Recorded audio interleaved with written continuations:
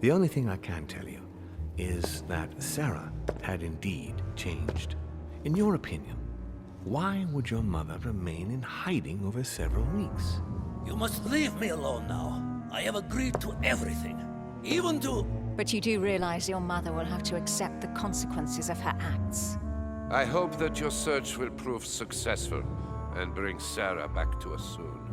I'll be leaving now because whatever it is you're up to, I do not want to know. Since then, we have become one and the same. We have officially erased the identity of my sister Emma.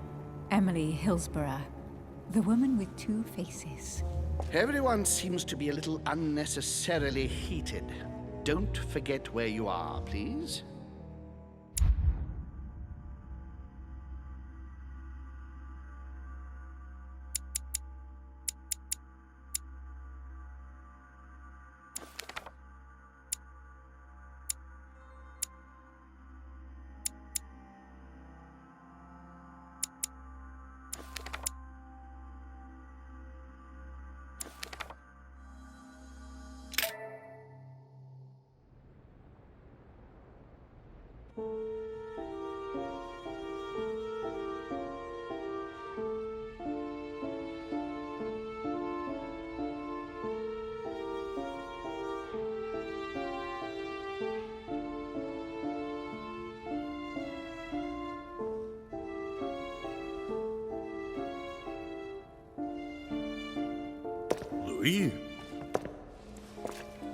Louis, the conference is about to start any minute. This is not the time to be... Damn it. What's going on? I don't know exactly, Mr. President. I was looking for my mother and I came upon this body. My God. You don't think Sarah did it, do you? Mr. President, you really shouldn't get involved. Please be on your way. I'll take care of this. You didn't come this way and you didn't see anything. You're right, it's for the best. If Sarah did that, I don't know what kind of hornet's nest she's kicked open. But I do wish you luck, my friend. Oh, darn, the conference is starting. Time is of the essence. Sort this out and join us as quickly as you can in the conference room. Everyone will be expecting you. Mr. President, this is not really the right time, and I didn't come for that. Your mother's seat cannot remain vacant. You must replace her while she's still missing. Your mother and I were to support Mortimer on this project. I don't know what the subject is, but the future of our countries depends on it. Given the importance of all this to Mortimer, he won't let the conference begin without you. So if you don't want more servants coming looking for you, I'd advise you to join us quickly and to put a brave face on it. The best favor you can do for yourself, Louis, and for Sarah, is to come and support Mortimer's project at the conference.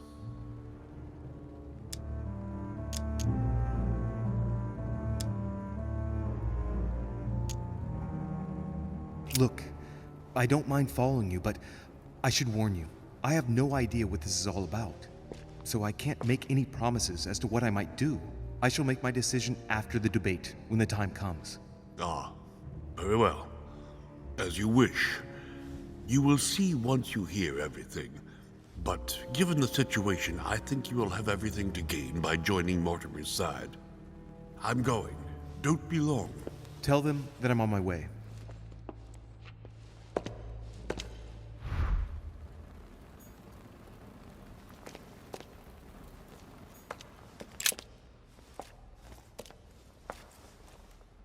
He's dead. What the hell's been going on here? Let's see what secret's hidden under these masks. His face doesn't ring a bell. I'm a bit disappointed. Might have expected more from Lord Mortimer.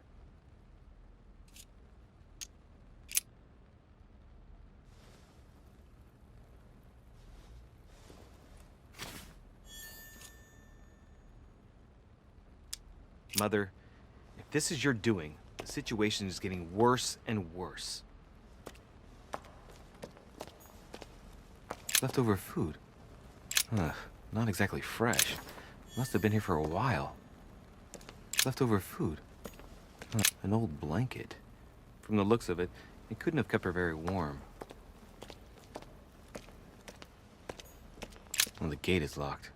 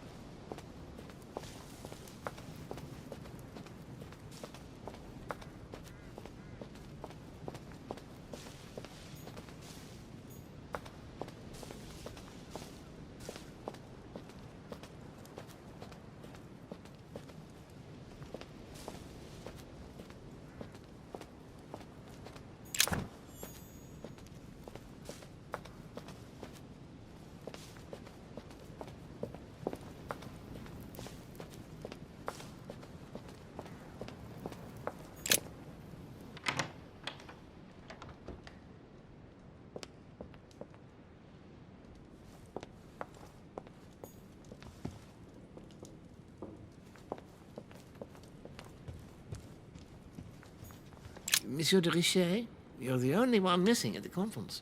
Please join the guests.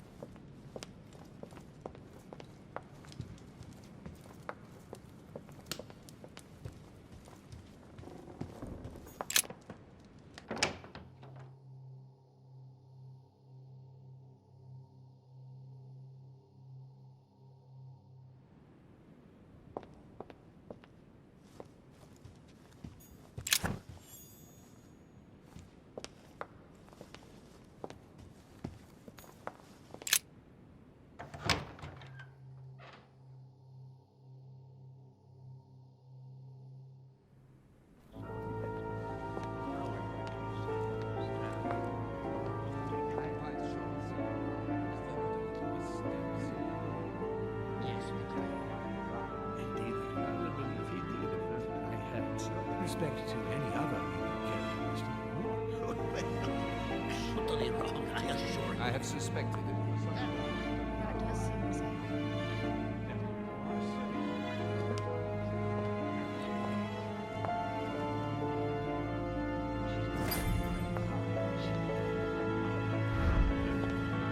Respect to any other characteristic, I do not imagine much as By all that I have ever read, I'm convinced that it is very complicated.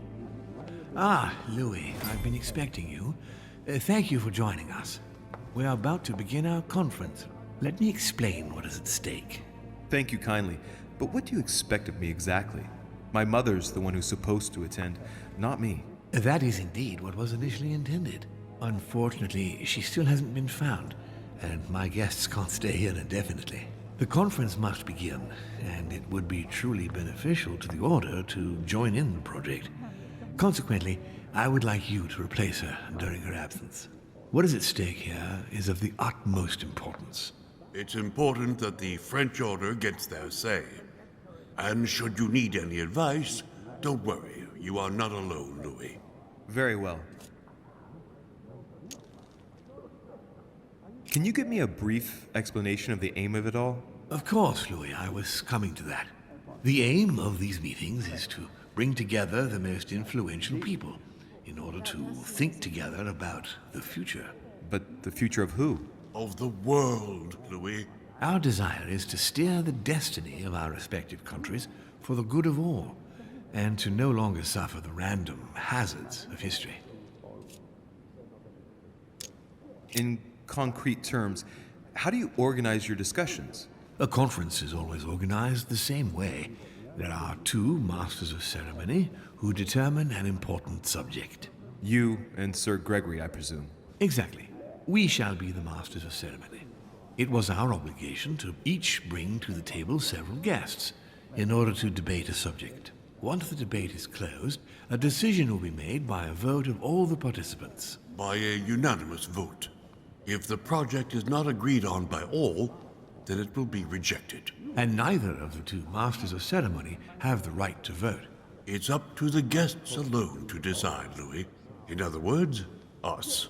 Gregory and myself are merely the go-betweens. Finally, if the project is validated, each guest goes home and starts working to make it happen. It can take years.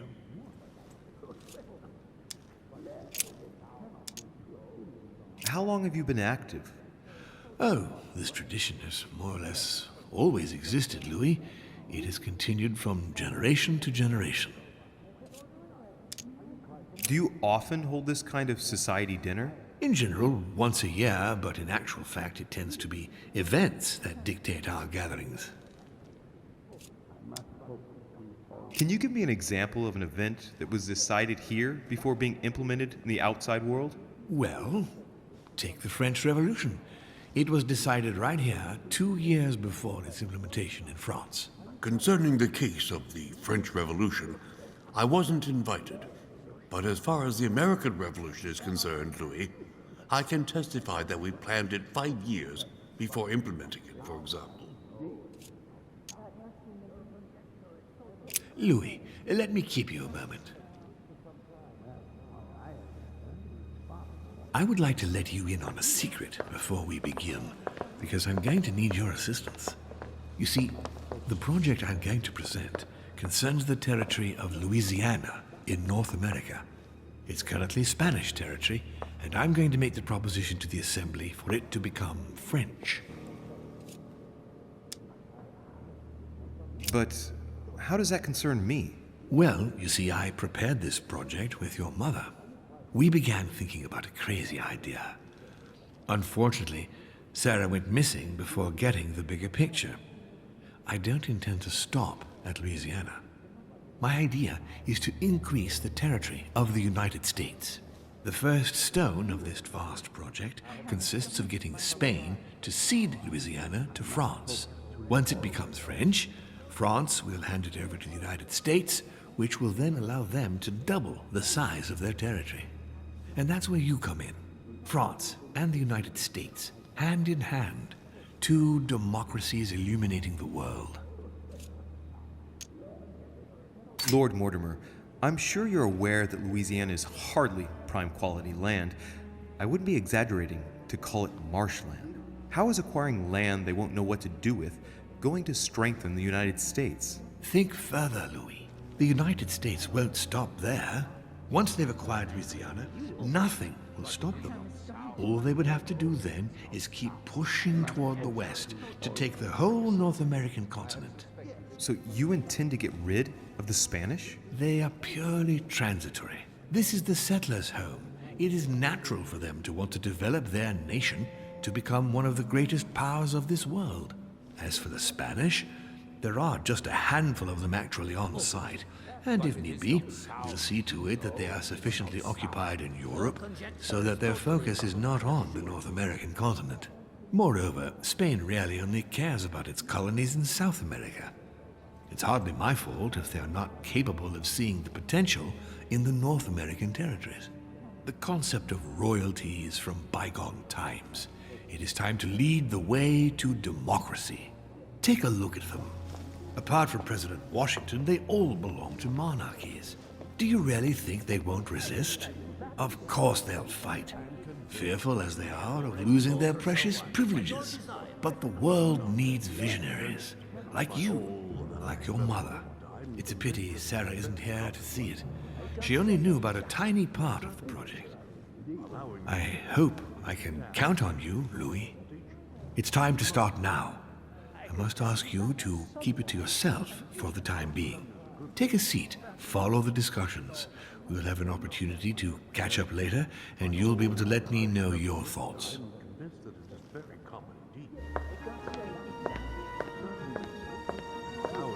My friends, I propose we get started.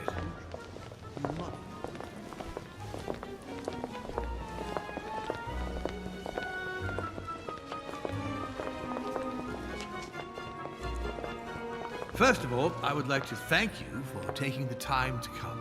The honor is ours, my lord.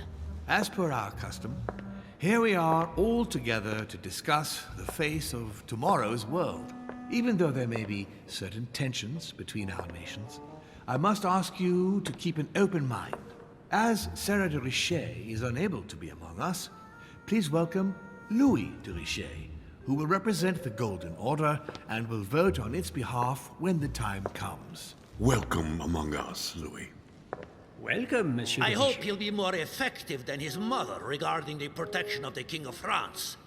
The Order has proved particularly inefficient. Come, Manuel, you're not going to spoil our visit. The Order's mission was not to protect King Louis XVI, as far as I am aware. We are talking about a king of divine blood, for goodness sake. It seemed obvious to me he needed protecting. If the Golden Order wants to pride itself on being an influential organization, it should have kept him alive.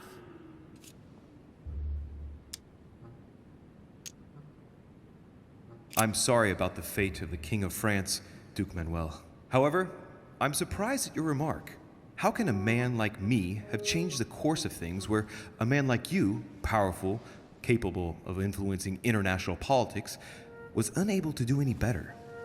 Perhaps we may begin, Lord Mortimer. Certainly. I have a dream that our nations will continue to support each other, more now than ever before. A dream that, for the sake of common good, we will do what it takes to ensure stability in the modern world.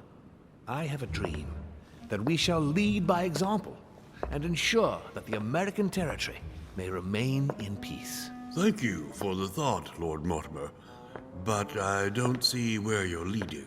I'm coming to it, Mr. President. I need not remind you that North America is currently divided between the United States on the east coast and Spain, which occupies the remaining 2/3 of the continent. Well, I propose that Spain cede the center of the continent to France, namely all of Louisiana. Louisiana? But, well, it is not for sale. Lord Mortimer, I sincerely hope I have not come all this way just to hear you ramble on about what Spain should and should not do. When we went to all the trouble of gaining the territory a few years ago, it was not just to lose it today. Have I made myself clear? What did I tell you, William? You speak of union, and yet here you are, about to tear us apart. Duke Manuel, I perfectly understand you. But rest assured, you will soon adore my proposition. You shall see. Well, since you give me the choice, my good fellow, allow me to doubt it. However, I am impatient to hear what Spain could possibly gain from the sale of Louisiana. I never spoke of a sale, my good fellow. What? I do not understand. There is one more territory left to conquer, if I'm not mistaken, in the northwest. It is, of course, occupied by your notorious Indians, but... We shall soon be rid of the savages, so that is not the question.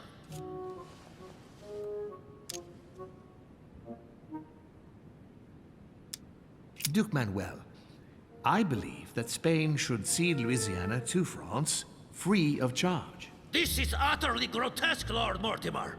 What a strange example you set for your young protégé. Isn't that so, Monsieur de Richet?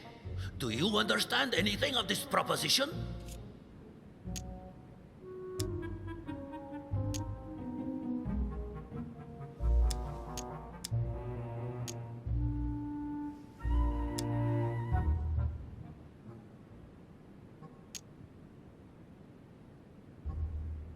If I were you, Senor Godoy, I would think twice before stirring up a scandal. I beg your pardon? Given the size of your colonies, you won't be able to keep them for long. A number of countries are eyeing them as we speak. The United States would have no trouble taking them. For all intents and purposes, you have no army in place. By wanting to keep everything, you risk losing it all, especially your colonies in South America, which are far more valuable to you. That is indeed the danger, Duke Manuel. If it comes to war over Louisiana, you will lose. And probably a good deal more than you now imagine. Young man, you are indeed a dark horse, aren't you? I must say, William, I find your project mostly disfavors me. I thought you were my friend. And I am, Mr. President. That is why I'm doing everything in my power to calm your expansionist fervor. France, in Louisiana, should persuade you not to attempt anything to take the territory by force. Louisiana is a vast wetland where you would needlessly lose most of your troops. It would weaken you and offer certain nations the perfect opportunity to take back your famous United States. I am protecting you from yourself, George. Trust me. I understand.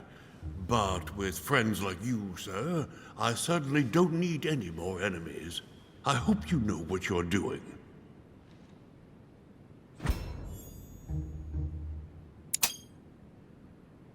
Am I imagining things, or does it look like Washington isn't aware of Mortimer's plan? Not to put too fine a point on it, Lord Mortimer, but I doubt the Holy See would be in favor of Catholic Louisiana being handed over to secular revolutionaries and king killers. I should think Monsieur de Richet has an opinion on this subject, does he not?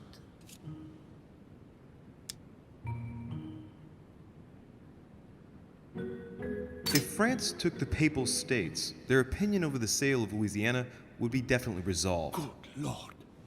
You are talking of an invasion of Italy. Don't take it the wrong way, Your Eminence. Colonization brings with it many benefits. You'll see. Very funny, Monsieur de Richet.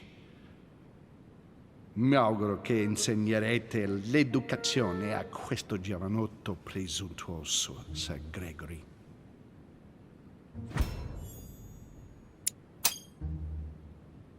I hope that you will teach this pretentious young man some manners, Sir Gregory. It looks like I won't be just making friends here. In any case, my lord, I doubt the English crown will agree. Ich versichere Ihnen, Emily, nie Preußen wird diese Vereinbarung akzeptieren.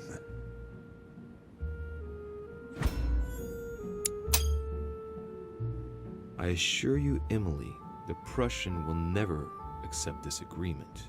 Volner looks like he's set on ruining Mortimer's plan.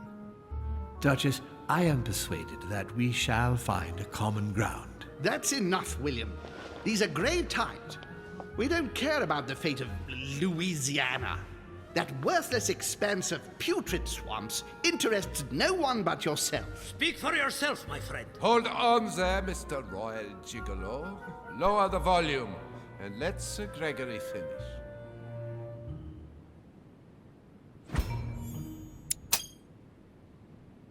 Home, Godoy, and now Volner?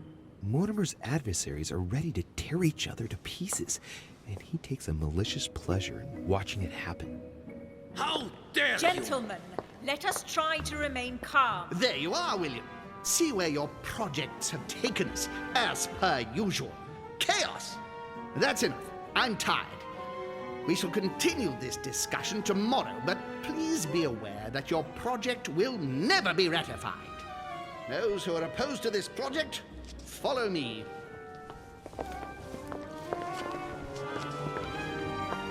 Are you coming with us, Monsieur de Richet? Come, Gregory, I think Louis would rather stay. Wouldn't you, Louis?